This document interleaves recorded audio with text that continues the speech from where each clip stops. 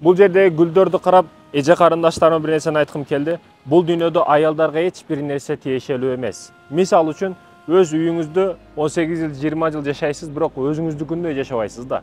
Кайра бирөөнүкүгө көчүп барасыз. Өмүрүңүздү арнап бирөөгө күйөөгө тийип ал жерге барасыз. Эми ал жерден кетиш үчүн өзүңүздүн үйүңүзгө барып атасыз. Бирок өзүңүздүн үйүңүздө дагы өзүңүздүкүдөй сезбейсиз. Күйөөңүздүкүн дагы өзүңүздүкүндөй сезбейсиз. Балалуу болосуз, сакалуу болосуз, кыздуу болосуз, уулдуу болосуз, бирок алар дагы сиздики эмес. Эртең өзүнүн жашоосун тандап кетип калышат. Айтор аял киши бул дүйнөдө ар дайым эркектин көмөгүндө болуш керек экен. Көсөмүндө болуш керек экен. Аялга эч бир нерсе тиешелүү эмес бул дүйнөдө. Эркекке дагы эч бир нерсе тиешелүү эмес. Жада калса денең өзүңө тиешелүү эмес. Сен муну дене деп атасың го, эртең өлгөндөн кийин маркумду алып келгиле дейт. Сенин атың да фамилияң да унутулат. Муну денени кара дейт. Фамилиятың айтылбайт ал жерде. Денең дагы өзүңдүкү болбой калат экен да.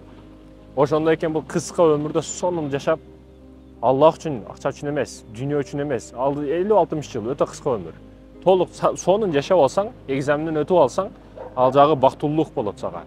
Эгерде экзаменден тесттен жыгылсаң, ал жагы азап болот, тозок болот сага. Урматтуу эже карындаштарым, ошондуктан сиздер көп нерсени кылып койсоңуздар болот. Сиз өзгөртсөңүз бүткүл үй бүлө өзгөрөт. Бүткүл үй бүлө айыл өзгөрөт. Айылдан бүткүл дүйнө өзгөрөт, Кыргызстан өзгөрөт. Аял аркылуу береке келет эркекке. Аял бисмилла деп тамак кылса, аял отурганда бисмилла десе, аялда көп нерсе байланыштуу экен. Урматтуу эже карындашым, дин илимин окуганга аракет кылыңыз. Саартан кечке телефонду токтотуш керек.